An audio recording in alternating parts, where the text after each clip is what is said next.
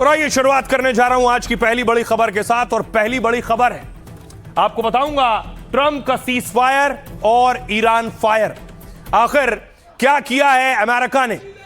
यह तस्वीर आप देख रहे हैं कि ईरान ने अपनी सड़कों पर मिसाइल उतार दी हैं।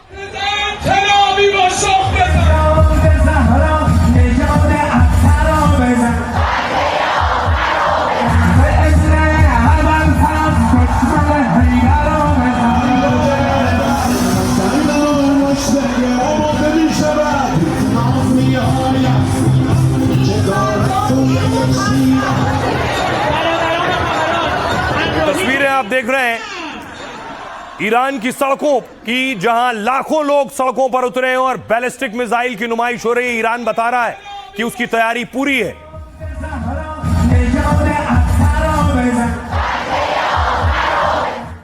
और सिर्फ यह मिसाइल नहीं, यह देखिए ईरान की सबसे खतरनाक मिसाइल खुर्रम शहर भी सड़क पर उतार दी है। खुर्रम शहर जो सबसे ताकतवर मिसाइल है।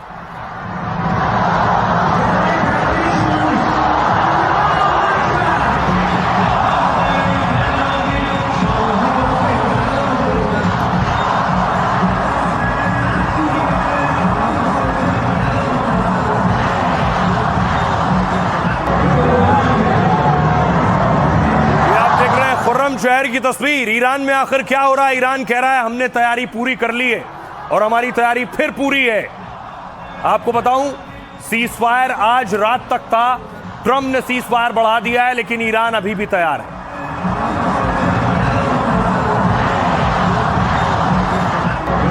दूसरी तरफ तस्वीर आपको दिखाऊं, यह है ईरान की महिला ब्रिगेड। महिला ब्रिगेड सड़कों पर उतरी है और बंदूक लेकर।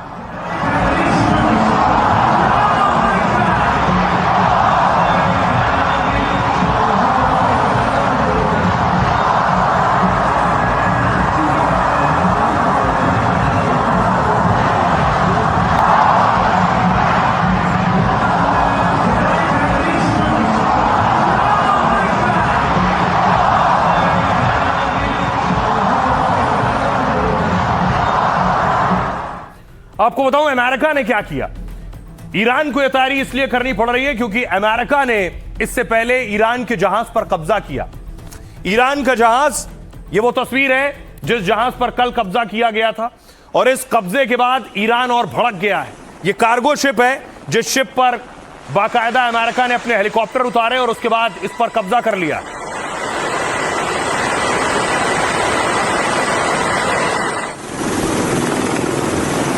अमेरिका ने इससे पहले ईरान के एक और जहाज पर कब्जा किया जिस पर दावा किया कि इसमें हथियार थे और बाकायदा उसका वीडियो जारी किया।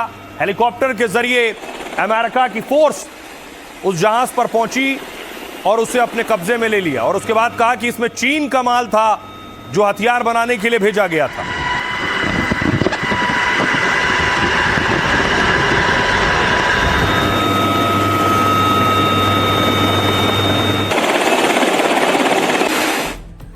अब ये सब के बाद ईरान एक्शन में आ गया है। ईरान ने अब कब्जा कर लिया है। ईरान ने हमला कर दिया है 3 जहाजों पर। ईरान की गन बोट से 3 जहाज, जिसमें एक भारत आ रहा बताया जा रहा है, उस पर फिर से अटैक हो गया।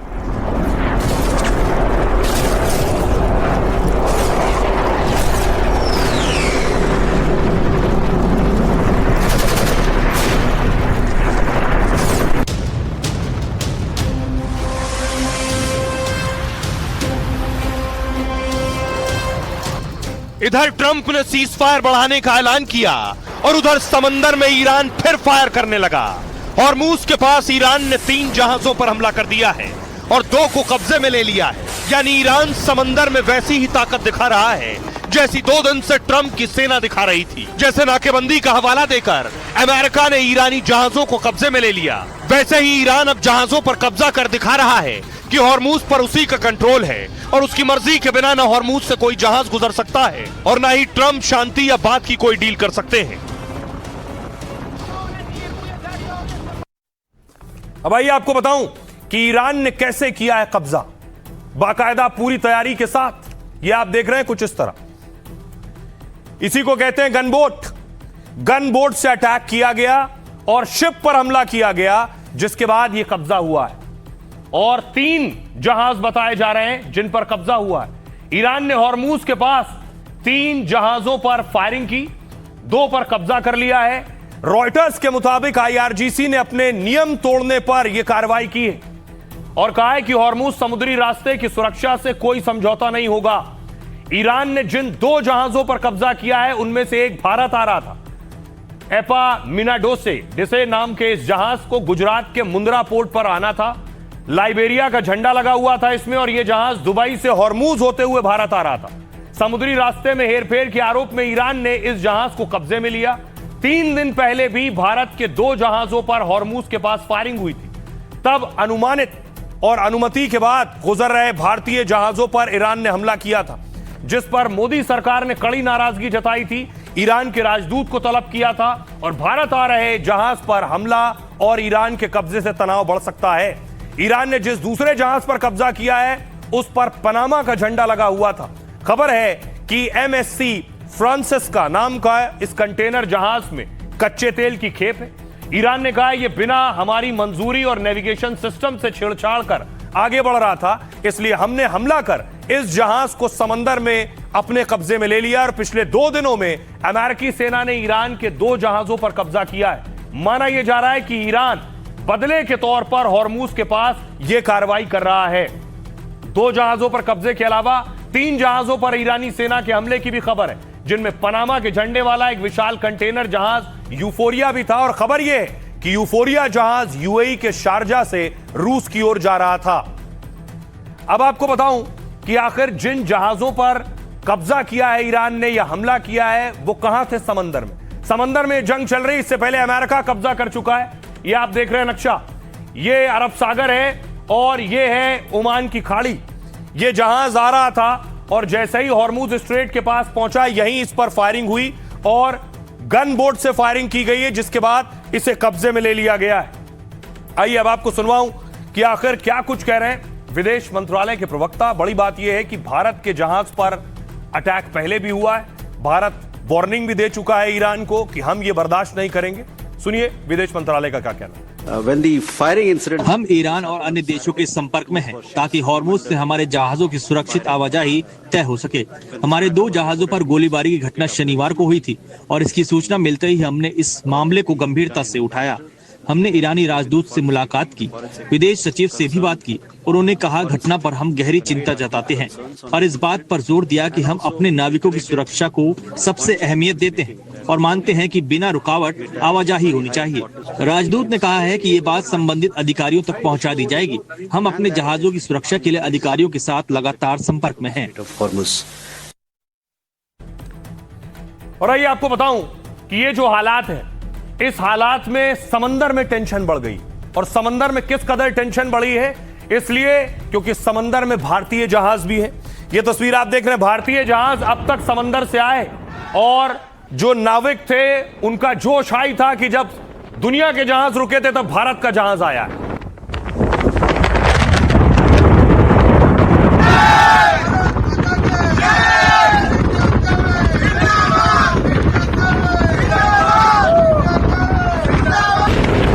लेकिन अभी क्या है, हॉर्मूज में हालत खराब है।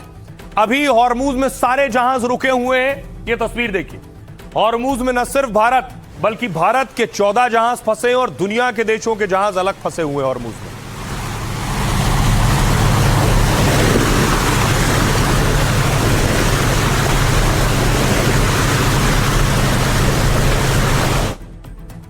अब सोचिए, जब भारत के जहाज फंसे हैं, न भारत के जहाज जा पा रहे हैं, 14 जहाज आ नहीं पा रहे हैं, तो नुकसान भारत को हो रहा है। भारत को नुकसान न सिर्फ लोगों को बल्कि उन कारोबारियों को हो रहा है जिनका सामान जाता है। सबसे पहले देखिए, कल ही खबर आई जिस चीज की किल्लत हुई है, हॉर्मूज में नाकेबंदी और तनाव से डाइट कोक की कमी हो गई। भारत में डाइट कोक सिर्फ एल्युमिनियम के कैन में बिकता है और खाड़ी देश दुनिया के 9% एल्युमिनियम का उत्पादन करते हैं। जंग की वजह से फरवरी से इसकी भारत में सप्लाई पर असर पड़ा है।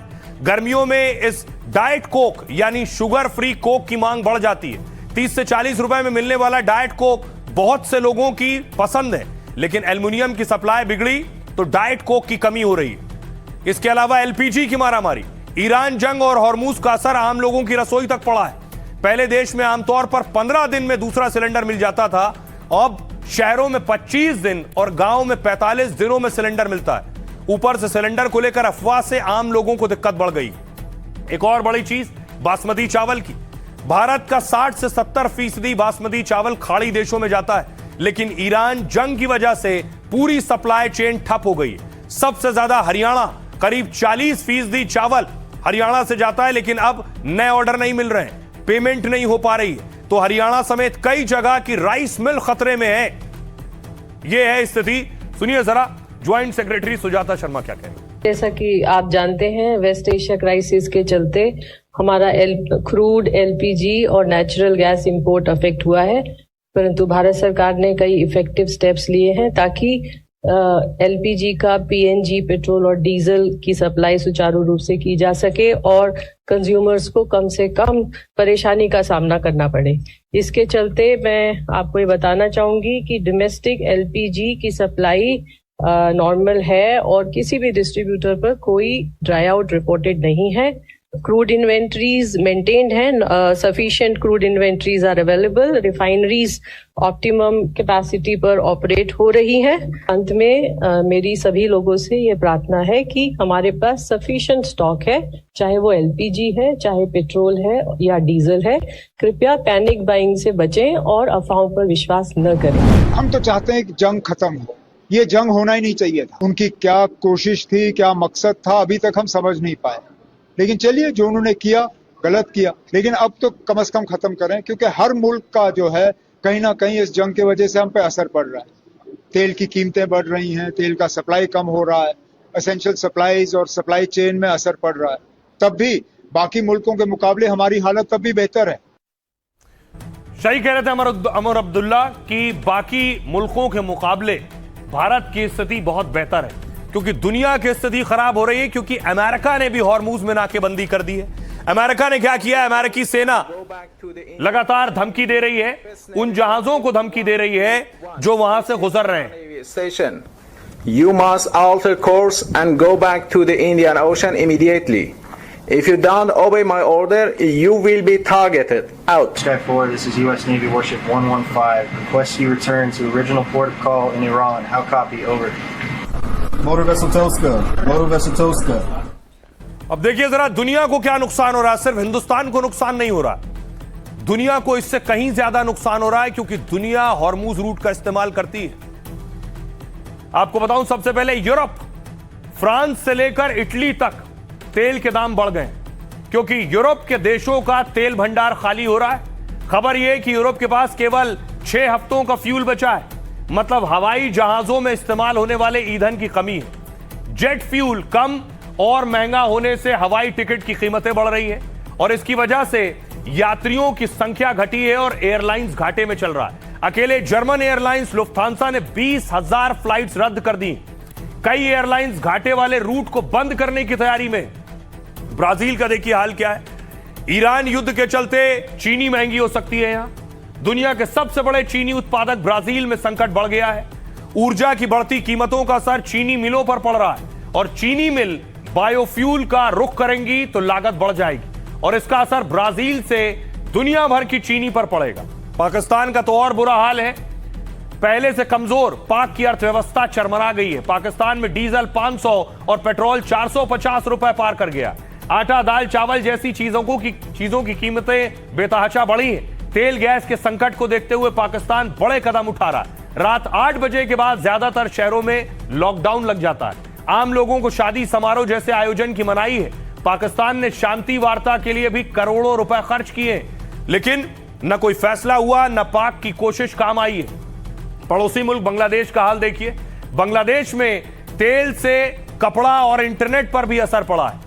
पेट्रोल पंपों पर घंटों लाइन लगती है और कीमत 15% बढ़ गई। ऊर्जा संकट से मोबाइल टावर बंद होने के कगार पर हैं, जिससे बांग्लादेश में इंटरनेट और बुकिंग सेवा ठप हो गई। बांग्लादेश का कपड़ा उद्योग पहले ही भारी मार झेल रहा है। बांग्लादेश के हवाई अड्डे पर और फैक्ट्रियों में कपड़ों का ढेर लगा है। वजह है ईंधन की कमी और कई जगह एयर स्पेस बंद है। अब देखिए थाईलैंड में हाल क्या है। थाईलैंड के पीएम ने लोगों से कहा है एसी कम चलाइए, ऊर्जा बचाने के लिए दूसरे तरीके अपनाने को भी कहा है। और पीएम खुद थाईलैंड के छोटी आस्तीन वाली शर्टें पहनने लगे ताकि गर्मी कम लगे और पंखा एसी की जरूरत कम पड़े। ये अलग अलग मुल्कों में हो रहा है। आइए अब आपको सुनवाता हूं। और ये प्रेशर दुनिया के राष्ट्राध्यक्षों को है कि कल हमारा क्या होगा अगर जंग इसी तरह से चलती रही। बेशक सीज फायर है लेकिन हॉर्मूज बंद है। सुनिए जरा क्या कह रहे हैं दुनिया के नेता। आज सुबह जो कुछ हम सुन रहे हैं वो शायद युद्ध विराम को बढ़ाने की चर्चा है और इसका हम स्वागत करते हैं, लेकिन हम अस्थायी युद्ध विराम नहीं चाहते। हम क्षेत्र में एक स्थायी युद्ध विराम का समर्थन करना चाहते हैं जो लोगों की सुरक्षा और ऊर्जा आपूर्ति की रक्षा करे। लेबनान और इस क्षेत्र में स्थायी स्थिरता तभी संभव है जब इजराइल लेबनानी क्षेत्र से पीछे हट जाए।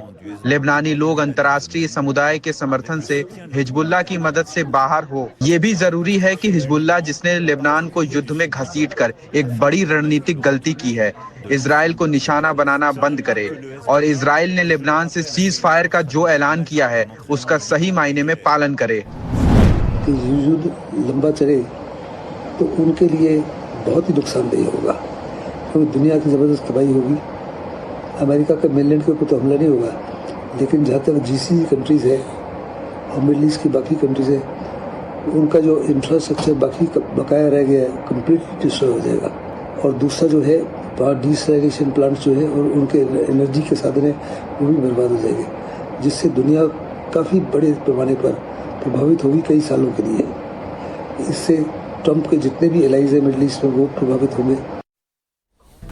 अब देखिए एक्सपर्ट्स क्या कह रहे हैं कि हॉर्मूज खुलना चाहिए, लेकिन हॉर्मूज में डर किस बात का है? इस बात का कि हॉर्मूज से अगर शिप निकलेगा तो क्या इस तरह से अटैक हो जाएंगे, क्योंकि पहले अटैक हुए हैं।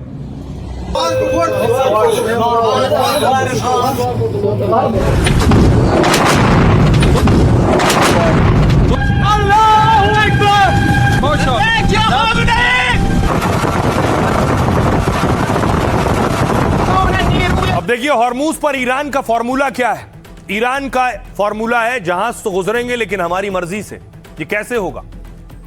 सीजफायर में हॉर्मूज को लेकर ईरान और अमेरिका के बीच लगातार विवाद चल रहा है, इसलिए जहाज रुके हैं जहां रुके थे। इसी बीच ईरान हॉर्मूज पर कंट्रोल के लिए कानून बनाने की तैयारी में।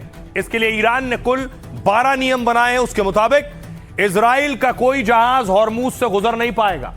जो इजराइल के करीब है वो इजाजत के बाद ही हॉर्मूज पार कर पाएगा, और इसके लिए उन्हें ईरानी सर्वोच्च परिषद की इजाजत लेनी होगी। जो दल ईरानी सेना या उसके सहयोगी सैन्य दलों को दुश्मन मानते हैं, उनके जहाजों को भी इस जलमार्ग को पार करने की इजाजत नहीं होगी।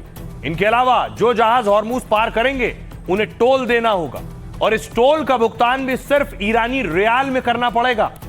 कितना भुगतान करना होगा यह जहाज को देखकर तय किया जाएगा। जो जहाज हॉर्मूज पार करने में नियम तोड़ेगा उन्हें रोक लिया जाएगा, और फिर नियम तोड़ने के लिए उन पर लदा 20% माल जब्त कर लिया जाएगा। इस प्रस्ताव में खास बात यह है कि जिन देशों को ईरान अपना मित्र मानता है उनसे टोल नहीं वसूला जाएगा, यानी भारत के जहाजों को पैसा नहीं देना होगा। बड़ी बात यह है, सुनिए जरा क्या कुछ कह रहे हैं ईरान के नेता।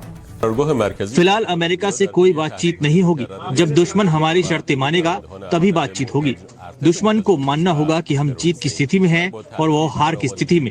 जब नेतृत्व के निर्देश पर युद्ध का मोर्चा मिसाइल से बातचीत की ओर शिफ्ट होगा तो जनता पूरा समर्थन करेगी। ईरानी जनता हर मोर्चे पर नेतृत्व के साथ खड़ी रही है और आगे भी रहेगी। इसलिए अमेरिका हमें कमजोर समझने या हमला करने की भूल न करे। अमेरिका को झटका तो लगा है, और साथ साथ में काफी देश चौंके भी हैं कि ईरान मीटिंग के लिए इस्लामाबाद नहीं। लेकिन कुछ सिग्नल्स पहले से आ रहे थे, जैसे कि ईरान के संसद के जो अध्यक्ष हैं गलीबाग, उन्होंने बार बार कहा कि जब तक स्ट्रेट ऑफ हॉर्मोज के ऊपर से नाकाबंदी और अमेरिका नहीं हटाएगा और जब तक ये दबाव की राजनीति चलती रहेगी तो हम लोग इसमें वार्ता में शायद ही शामिल हो पाए। वहीं विदेश मंत्री अब्बास अरगाची की भी स्टेटमेंट आ रही थी, जिन्होंने कहा कि बार बार ये कहा कि अमेरिका हमको दबाव में ला करके और हमें सरेंडर कराना चाहता है इस्लामाबाद की बातचीत के अंदर। और दूसरा स्ट्रेट ऑफ हॉर्मोज के अंदर जो उन्होंने किया है ये नाकाबंदी करके, ये युद्ध की घोषणा है। ट्रंप का सीजफायर का तो ऐलान है, लेकिन तबाही का भी प्लान है। क्या कह रहे हैं डोनाल्ड ट्रंप? ट्रंप ने सीजफायर खत्म होने से पहले ही इसे बढ़ाने का ऐलान कर दिया है। मतलब अमेरिका ईरान का 14 दिन से जारी युद्ध विराम आगे भी रहेगा। ट्रंप ने ईरान के साथ नए युद्ध विराम की कोई डेडलाइन नहीं बताई है, बस इतना कहा है कि ईरान पर नाकेबंदी जारी रहेगी और हमारी सेना तैयार है।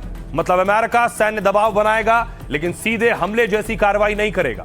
ट्रंप ने कहा कि हमारी नाकेबंदी से ईरान आर्थिक रूप से टूट रहा है, कंगाल हो रहा है। ईरान को रोज $500 मिलियन यानी 4000 करोड़ का नुकसान हो रहा है। ईरान की सेना और पुलिस को समय पर सैलरी तक नहीं मिल पा रही है। पैसों की इतनी कमी हो रही है कि वो तुरंत हॉर्मुज स्ट्रेट खोलना चाहता है। हम सीजफायर बढ़ाकर मौका दे रहे हैं कि ईरान नया प्रस्ताव बना ले ताकि युद्ध विराम पर फाइनल बात और फैसला किया जा सके। दूसरी तरफ ईरान का कहना है ट्रंप के सीजफायर और शर्तों पर ईरान ने पलटवार किया। ईरान ने कहा कि जंग में हारने वाले पक्ष शर्तें नहीं थोपा करते। अमेरिका से कोई भी बातचीत नाकेबंदी हटने के बाद ही हो सकती है। ईरान के कृषि मंत्री ने कहा कि अमेरिका की नाकेबंदी से नुकसान नहीं हुआ। ईरान में जरूरी सामान और खाने पीने की चीजों पर ज्यादा असर नहीं पड़ा है। देश में ज्यादातर चीजें खुद बनती हैं और बाकी सामान के लिए दूसरे रूट भी हैं। इसलिए मुल्क में खाने पीने से लेकर सप्लाई रूट में कोई दिक्कत नहीं है। और उसके बाद सुनिए अमेरिकी राष्ट्रपति डोनाल्ड ट्रंप क्या कह रहे हैं। हमारे पास भरपूर हथियार हैं। हम युद्ध विराम से पहले की तुलना में कहीं अधिक शक्तिशाली हैं। हमने युद्ध विराम का उपयोग हथियारों का भंडार बढ़ाने के लिए किया और उन्होंने भी शायद थोड़ा बहुत भंडार बढ़ा लिया है। हमने एक जहाज पकड़ा जिस पर कुछ ऐसी चीजें थी जो अच्छी नहीं थी। शायद चीन से तोहफा हो, मुझे नहीं पता। मैं हैरान हूँ। अमेरिका ये भी चाह रहा है कि दुनिया में जो उसका एनर्जी डिक्टेट है वो और बढ़े और इसी वजह से वो तमाम समुद्री मार्गों पर, खासतौर पर मिडिल ईस्ट के आसपास के इलाकों पर अपनी पकड़ को और मजबूत कर रहा है। एक धमकी भरा भी एक बर्ताव दिखा रहा है, जैसे उसने टिफनी के ऊपर अटैक किया और ऐसे अटैक और भी हो सकते हैं। लेकिन ये अप्रत्याशित नहीं है, बहुत सोची समझी रणनीति है। अमेरिका अपने दोस्तों को भी ये दिखाना चाहता है कि वो दुनिया की जो ऊर्जा जरूरतें हैं उनको कंटिन्यू रखने के लिए, उनमें कोई बाधा ना आ पाए, इस चीज को लागू रखने के लिए काफी मेहनत कर रहा है। वहीं रशिया और चाइना जैसी शक्तियों को वो ये दिखाना चाहता है कि आज भी समंदर के ऊपर अमेरिकी बादशाहत ऐसी है जिससे कि वो दुनिया में ऊर्जा को डिक्टेट करेगा। अब इससे कोई बड़ी लड़ाई हो सकती है ऐसा कहना बहुत मुश्किल है, लेकिन हां, ये एक लंबा मोड ऑफ कंटेंशन जरूर दिखाई दे रहा है। तो सवाल यह है कि आखिर यह सीजफायर कैसा हो रहा है। मिसाइल नहीं दागेंगे लेकिन जहाज कब्जे करेंगे, सीजफायर करेंगे लेकिन हमले करेंगे। देखिए, एक सीजफायर इजराइल और लेबनान के बीच हुआ लेकिन इजराइल ने अटैक किया है लेबनान पर।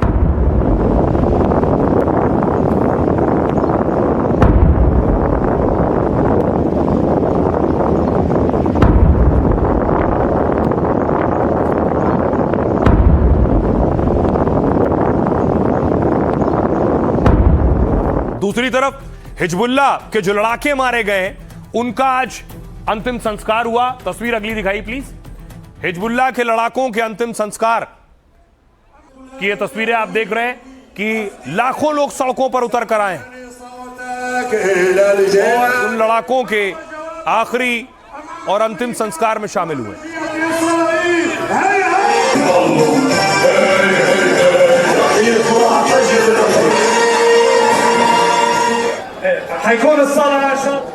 دون جزاء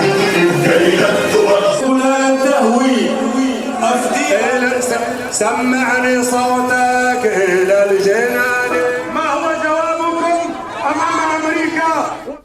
दूसरी तरफ कि अब एक और तस्वीर आपको दिखाऊं कि कैसे इजरायली सैनिक हिजबुल्लाह को मारने के बाद लेबनान में घुसे और कैसे उन्होंने कब्जा किया है। यह तस्वीर आप देख रहे हैं। लेबनान में इजरायली राष्ट्रगान हो रहा है, इजरायली सेना मौजूद है और उनका एंथम चल रहा है।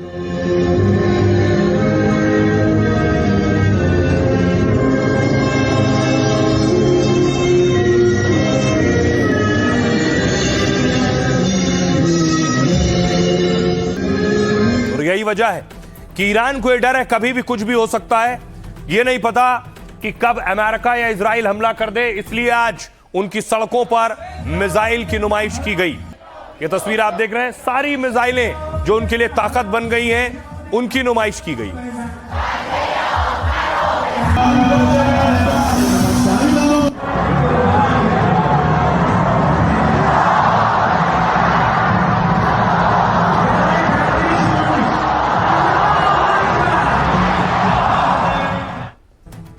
ये आप देख रहे हैं, ये है खुर्रम शहर।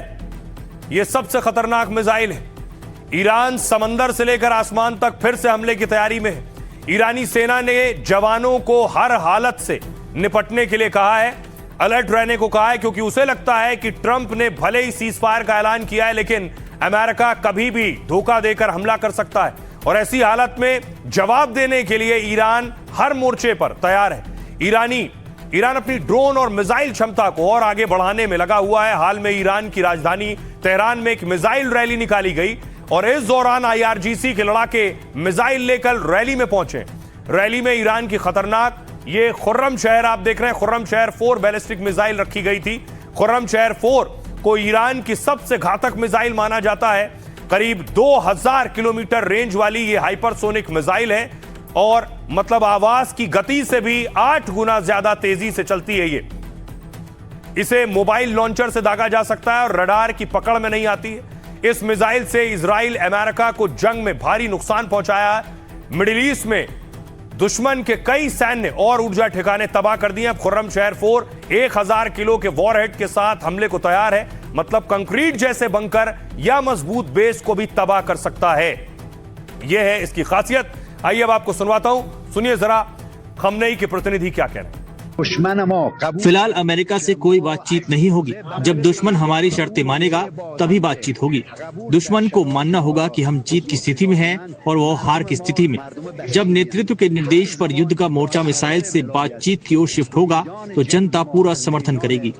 ईरानी जनता हर मोर्चे पर नेतृत्व के साथ खड़ी रही है और आगे भी रहेगी। इसलिए अमेरिका हमें कमजोर समझने या हमला करने की भूल न करे। अब देखिए ईरान क्या कर रहा है। ईरान उन लोगों को चुन रहा है जो पकड़े गए हैं इजराइल और अमेरिका की मदद करने में। इस तरह के बहुत से एजेंट पकड़े गए हैं। कुछ मुसाद के एजेंट थे, कुछ अमेरिका के लिए काम कर रहे थे, कुछ CIA के लिए काम कर रहे थे। बहुत सी गिरफ्तारियां हुई हैं इन लगभग 45-50 दिन के बीच। ये ट्वीट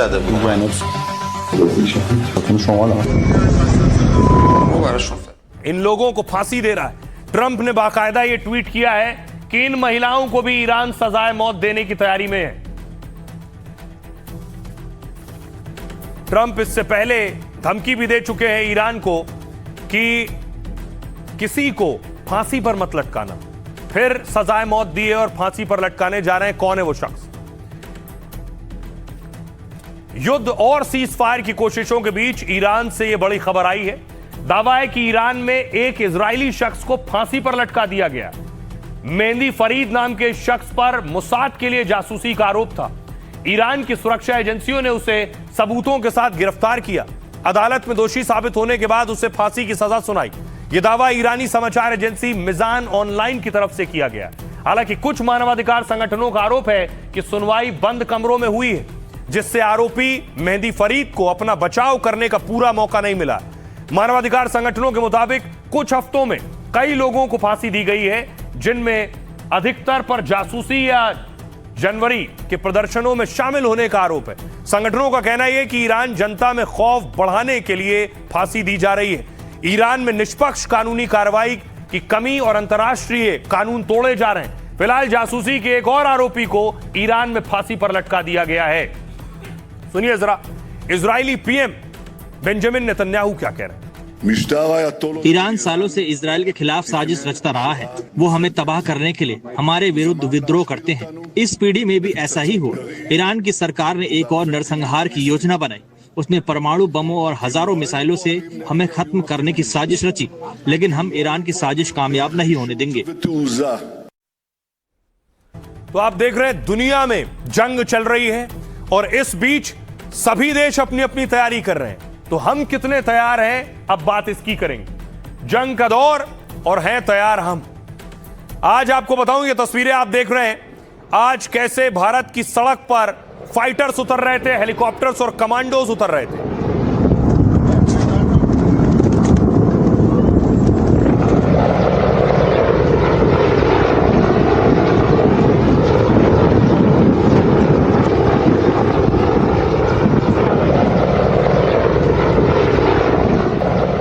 न सिर्फ कमांडोज बल्कि तस्वीर देखिए, सुखोई आसमान में था और ये सुखोई उसके बाद एक्सप्रेसवे पर था।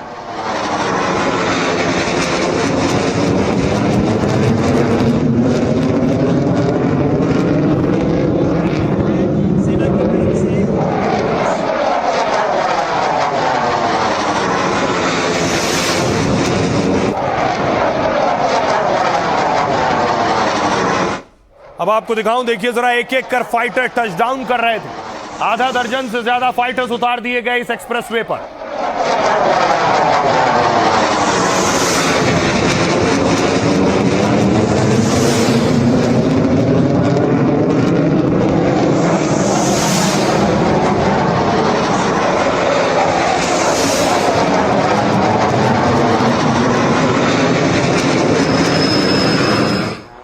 न सिर्फ फाइटर बल्कि ग्लोब मास्टर भी इसी एक्सप्रेसवे पर था। यह बताता है कि भारत के फाइटर्स, भारत की ताकत, भारत का शौर्य कहीं भी उतर सकता है, दिख सकता है।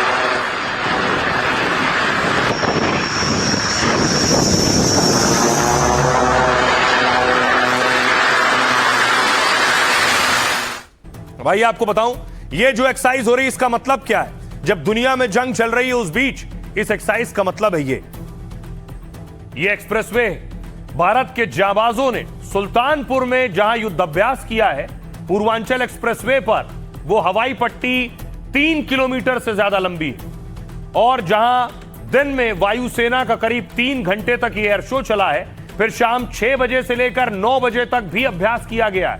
इस दौरान 9 विमानों ने टच एंड गो किया, फिर करतब दिखाए। सेना के कमांडोज ने सैन्य ऑपरेशन की मॉक ड्रिल भी की है। सुरक्षा के चलते प्रशासन ने 5 किलोमीटर का एरिया सील कर दिया।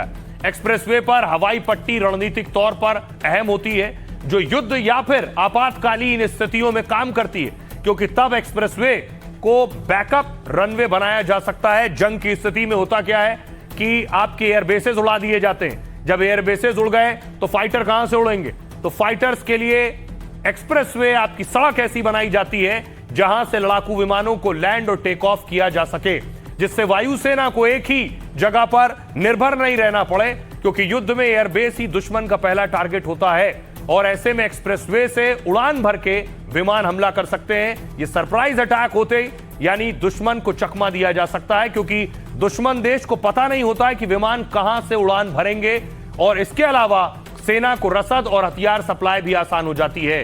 पाक चीन को देखते हुए भारत ने कई जगह पर ऐसी हवाई पट्टियां बनाई हैं। यूपी में, राजस्थान में, असम में, जम्मू कश्मीर, आंध्र में ये कामयाब रहे और 2021 में पीएम ने सुल्तानपुर से पूर्वांचल एक्सप्रेसवे का उद्घाटन किया था।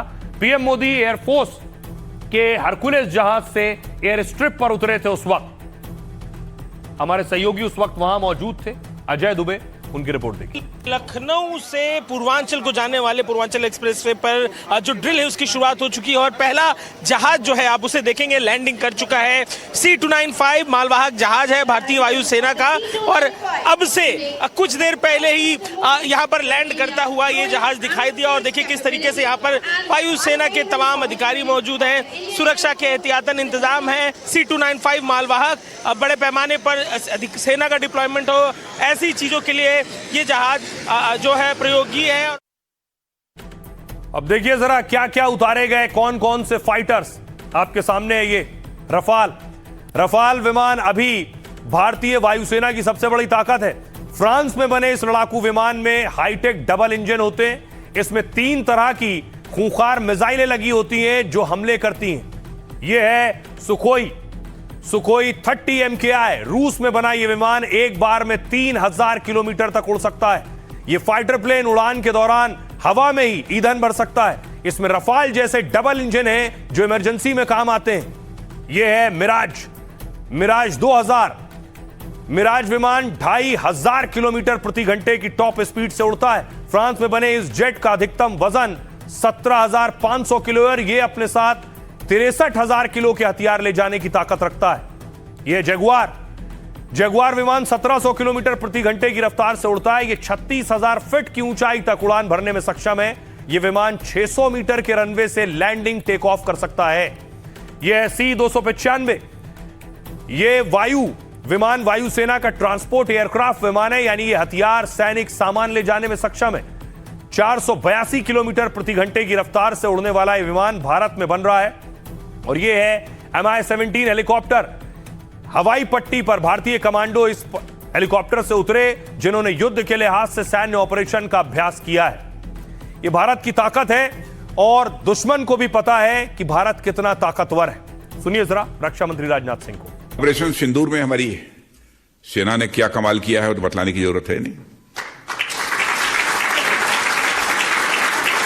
यानी हमारी मिलिट्री पावर भी मजबूत हुई है पहले से। भारत ने आज तक, भारत की हिस्ट्री उठाकर देख ले कोई, आज तक भारत ने दुनिया के किसी देश पर अपनी तरफ से आक्रमण नहीं किया। जो ताकतवर होता है वो जल्दी किसी के ऊपर आक्रमण करता भी नहीं है। लेकिन यह है कि यदि अब किसी पड़ोसी ने कोई छेड़छाड़ करने की कोशिश की तो ...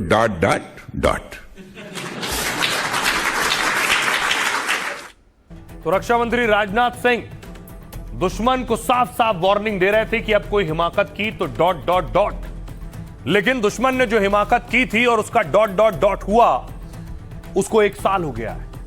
पहलगाम से पाक को जवाब दिया गया है।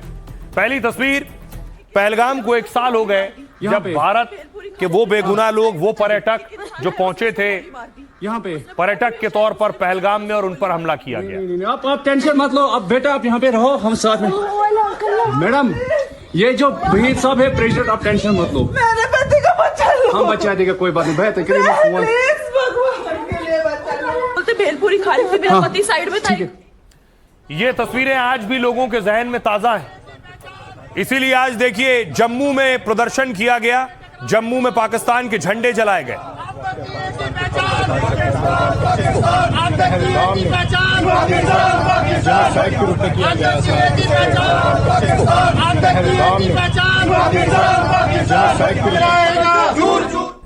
दूसरी तरफ डोगरा फ्रंट ने भी प्रदर्शन किया है पाकिस्तान के खिलाफ।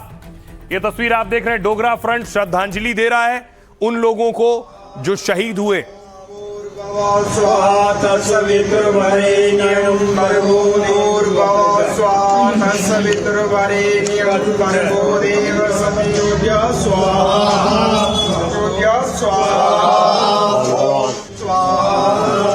अगली तस्वीर देखिए अनंतनाग में।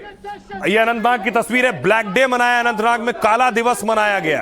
ये दहशतगर्दी नहीं चलेगी। पाकिस्तान मुर्दाबाद, पाकिस्तान मुर्दाबाद, पाकिस्तान मुर्दाबाद, पाकिस्तान मुर्दाबाद, पाकिस्तान मुर्दाबाद, पाकिस्तान मुर्दाबाद, पाकिस्तान मुर्दाबाद, पाकिस्तान मुर्दाबाद। भाई शरण के शहीद अमर रहे, अमर रहे। भाई शरण के शहीद अमर रहे, अमर रहे। भाई शरण के शहीद। अब आपको बताता हूं कि आखिर क्या बदला है पहलगाम में। उससे पहले वो तस्वीर देखिए उन लोगों की जो लोग शहीद हुए, जो लोग उस वक्त मौजूद थे पहलगाम में, उनको श्रद्धांजलि दी गई। लेकिन इनमें से एक और शख्स था, आदिल। आदिल उस वक्त वहां मौजूद था और आदिल को भी आतंकियों ने मारा था। आदिल हुसैन अपने घर में कमाने वाला था, परिवार की लाठी था। और आदिल के जाने के बाद आपको बताऊं, आदिल का घर देखिए जरा, ये आदिल का घर है।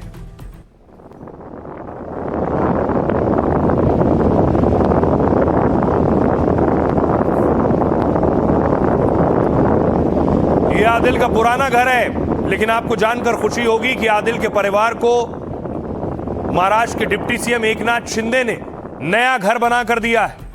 यह है आदिल का नया घर। उनके परिवार को डिप्टी सीएम एकनाथ शिंदे की तरफ से दिया गया।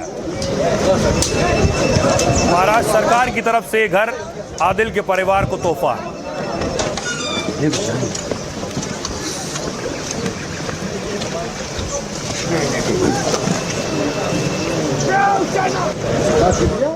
और जिस वक्त आदिल के परिवार को एक घर सौंपा जा रहा था, परिवार के लिए एक अलग खुशी होगी। बेशक आदिल नहीं है उनके बीच, वो तो गम पूरी जिंदगी का है। लेकिन उस वक्त खुद deputy CM Eknath Shinde live थे।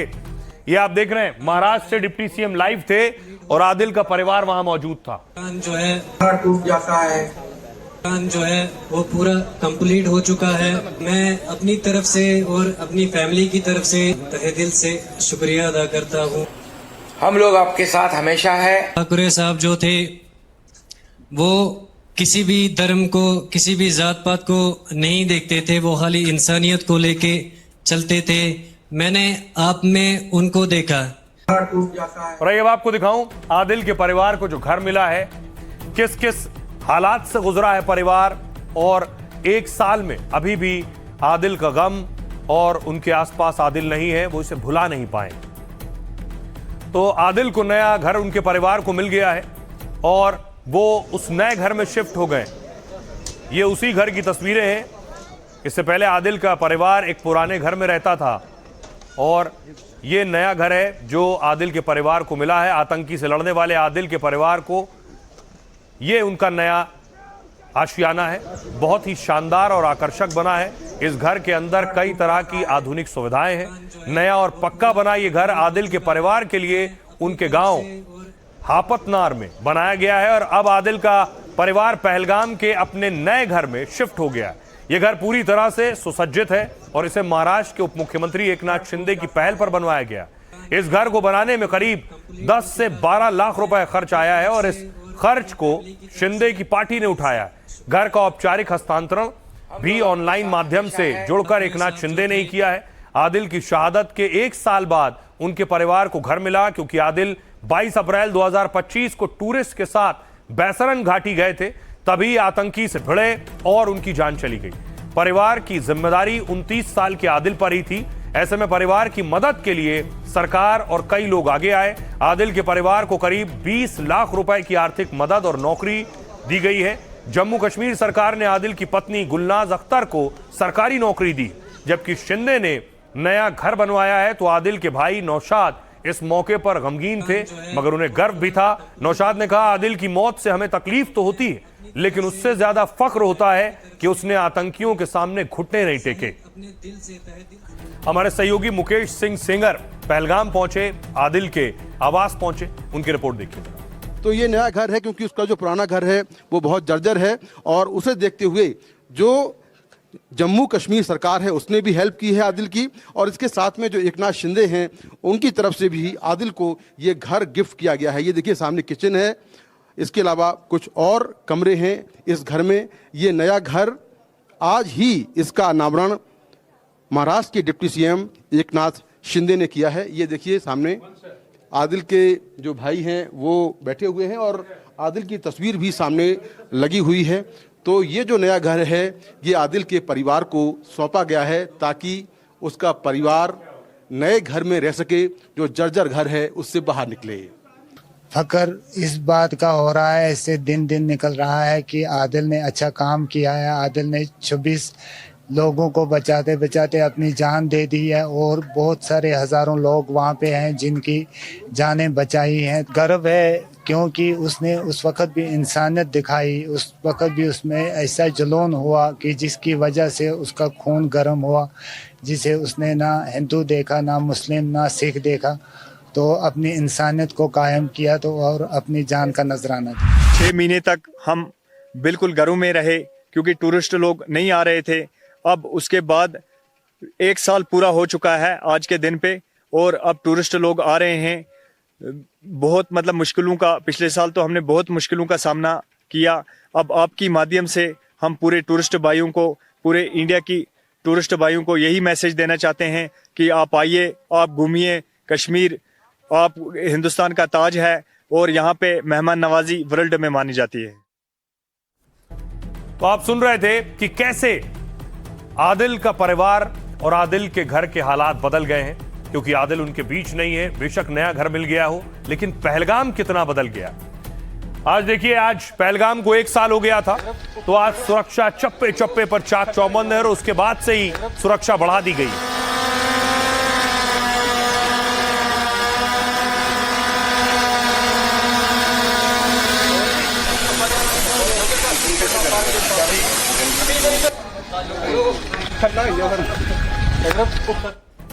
अब देखिए जरा पहलगाम में क्या बदल गया है। 1 साल बाद पहलगाम में सुरक्षा के लिहाज से बड़े बदलाव किए गए। अब प्रमुख जगहों पर सुरक्षा बलों की तैनाती बढ़ा दी गई है।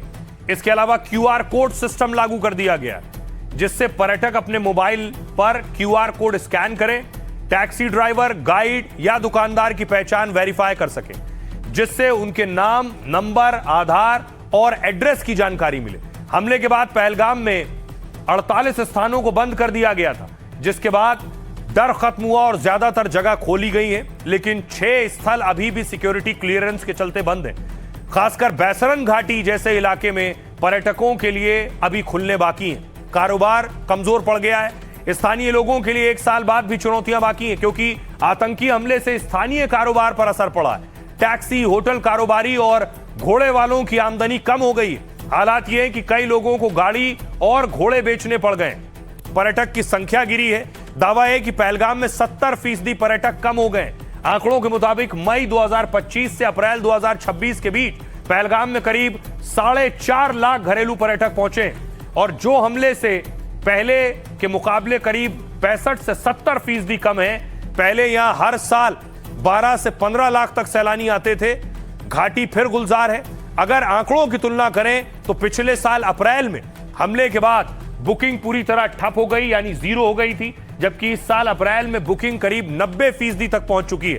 पर्यटक कहते हैं कि माहौल डर से निकलकर भरोसे में बदल चुका है।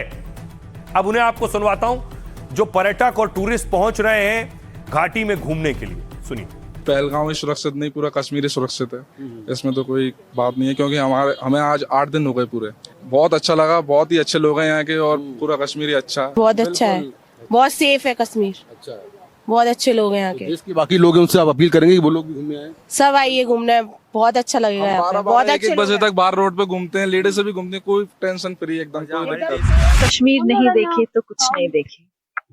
आप इन जगहों पे नहीं आए तो कुछ भी नहीं देखे।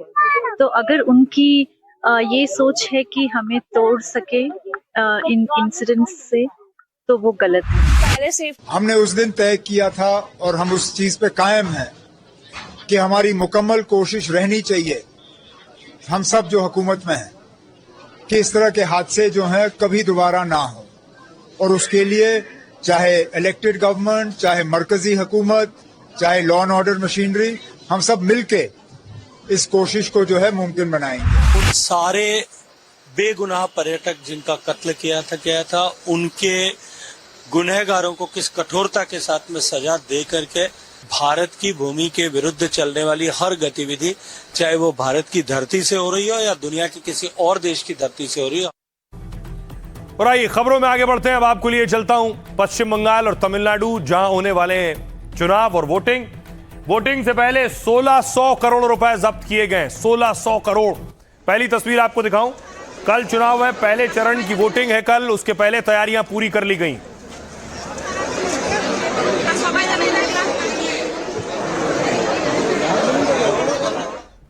इसके अलावा देखिए जो रेड हुई उसमें शराब जब्त की गई है। वर्धमान की तस्वीर आप देख रहे हैं, जहां शराब की जब्ती हुई है और वोट के लिए शराब बांटी जाती है इन जगहों पर।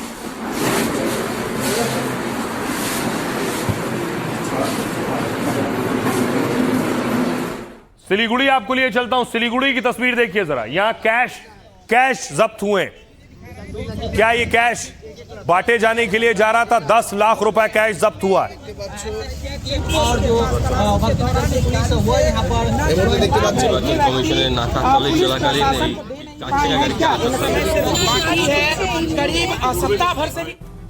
अब आपको लिए चलता हूं हावड़ा में भी कैश जब्त हुआ है।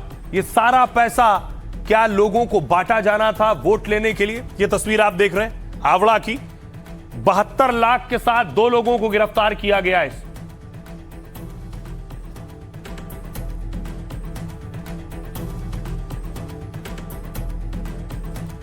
अगली तस्वीर आपको दिखाऊं।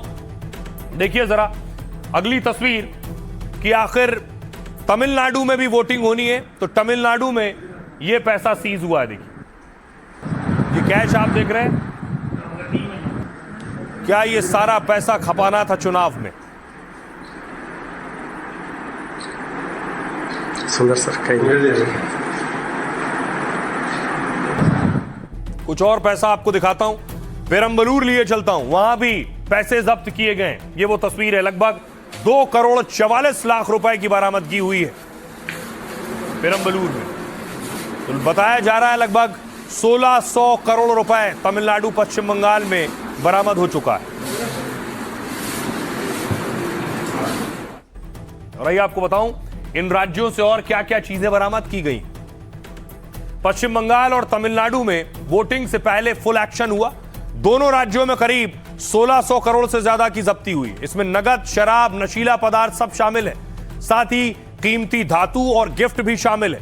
दोनों ही राज्यों में कड़ी निगरानी में यह जब्ती हुई है। पश्चिम बंगाल देखिए जरा, ये है पूरा मेन्यू। नगद 27 करोड़, शराब 102 करोड़ की, नशीला पदार्थ 108 करोड़, महंगे धातु 56 करोड़, गिफ्ट 179 करोड़, कुल 472 करोड़ की जब्ती है। तमिलनाडु में 1200 करोड़ से ज्यादा की जब्ती की गई। गाड़ियों की चेकिंग के दौरान 543 करोड़ रुपए कैश बरामद हुआ। बाद में कुछ कैश को जांच टीम ने छोड़ दिया। तमिलनाडु में 163 से ज्यादा एफआईआर दर्ज हुई है और इन राज्यों में 5000 से अधिक फ्लाइंग स्क्वाड तैनात है। 5300 से अधिक निगरानी टीमें तैनात की गई हैं। हावड़ा में 72 लाख रुपए कैश के साथ 2 संदिग्ध गिरफ्तार हुए। सिलीगुड़ी में भी 10 लाख रुपए बरामद हुआ है। पुलिस अब्जॉर्बर के आदेश पर 5000 से ज्यादा संदिग्ध गिरफ्तार किए गए। टीएमसी ने प्रशासनिक अधिकारियों के खिलाफ चुनाव आयोग से शिकायत की है। टीएमसी ने इनकी कार्रवाई के तरीकों को गलत बताया है। दूसरी तरफ आपको बताऊं कि कैसे गृह मंत्री अमित शाह पश्चिम बंगाल में थे। अमित शाह ने भी पूरा जोर लगाया, लगातार मीटिंग कर रहे हैं और रैलियां कर रहे हैं। ये अमित शाह की मीटिंग की तस्वीर आप देख रहे हैं।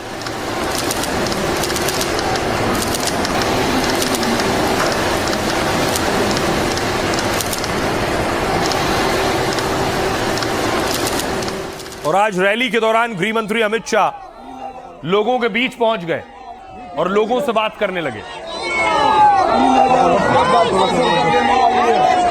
फॉर्म भराया नहीं भरा है से मुक्त होना है या नहीं है ना।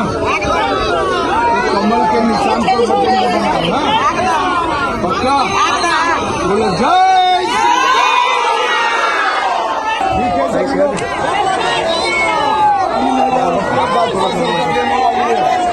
फॉर्म भराया नहीं भरा है से मुक्त होना है या नहीं है ना। सभी बंगाल की माताओं बहनों को मैं वादा कर कर जाता हूं, 5 मई के बाद एक छोटी सी बच्ची भी स्कूटी पर निकलती है, कोई गुंडा उसके सामने आंख उठाकर नहीं देख पाएगा, नहीं देख। ममता दीदी, मातृशक्ति 29 तारीख की राह देख रही है। आपकी उल्टी गिनती शुरू हो गई है, अब उल्टी गिनती। वोटिंग से पहले राज्य में इमरजेंसी जैसी स्थिति बना दी गई है।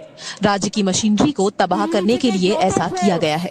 इससे लोगों की सुरक्षा और स्वतंत्र तरीके से वोटिंग पर असर पड़ेगा। जो अधिकारी इस साजिश में शामिल हैं, उन्हें बंगाल में आगे भी काम करना है।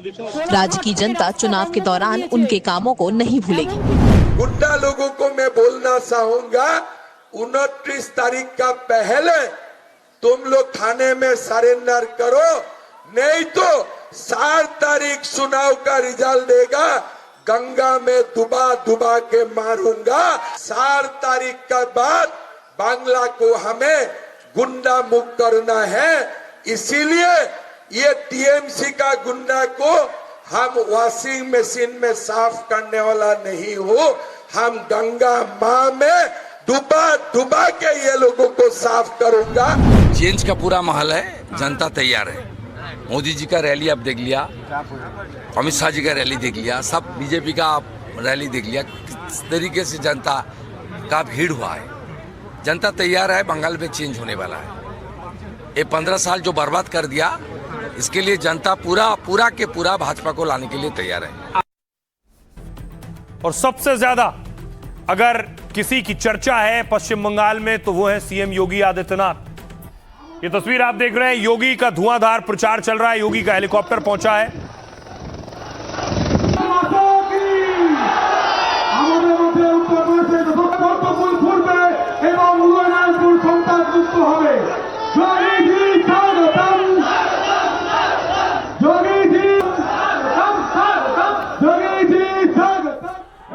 योगी की डिमांड सबसे ज्यादा होती है चुनाव के दौरान। सभी उम्मीदवार चाहते हैं कि योगी आदित्यनाथ आए और उनके यहां कैंपेन करें।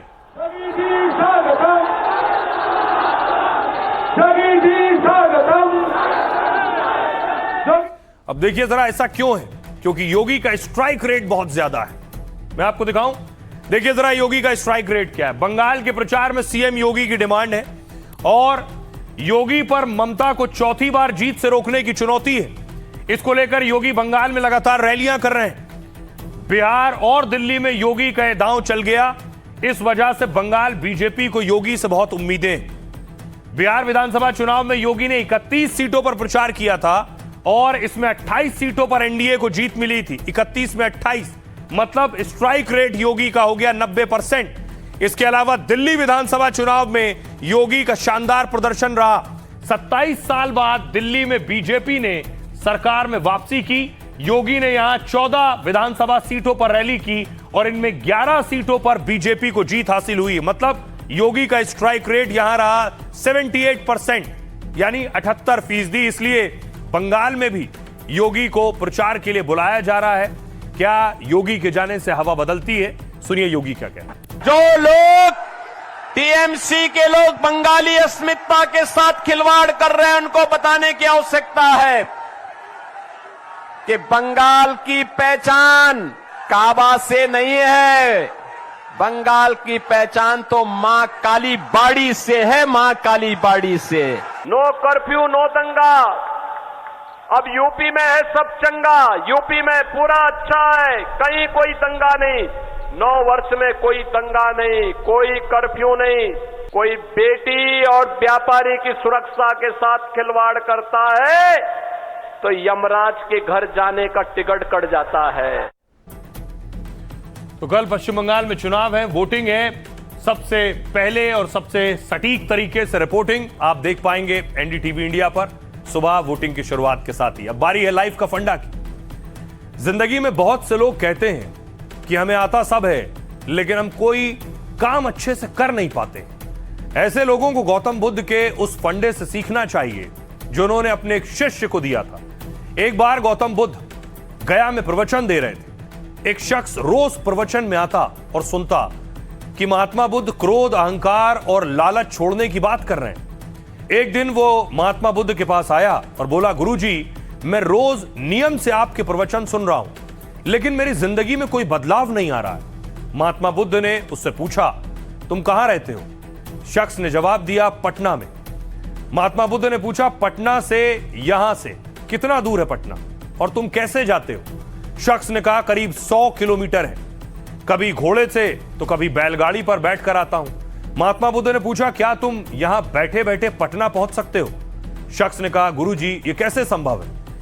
इसके लिए तो चलना पड़ेगा, तभी मैं वहां तक पहुंच सकता हूं। महात्मा बुद्ध बोले, ऐसी ही जब तक अच्छी बातों का पालन नहीं करोगे, उन पर चलोगे नहीं, तब तक प्रवचनों का कोई असर नहीं होगा। सिर्फ अच्छी बातें सुनने से जिंदगी नहीं बदलती। इस तरह महात्मा बुद्ध ने इस कहानी के जरिए लाइफ का बड़ा फंडा दिया। अच्छी बातें और अच्छे विचार हमें प्रेरित तो कर सकते हैं, लेकिन अगर हम उसे अमल में नहीं लाएंगे, जिंदगी में उतारेंगे नहीं, तो उत्साह या प्रेरणा का कोई मतलब नहीं निकलेगा। तो जहां से जो अच्छा हासिल हो उसे अपनाइए, अपनी जिंदगी में उतारिए। अपना और अपनों का बहुत बहुत ख्याल रखिए। रुक रहे एक छोटे से ब्रेक के लिए।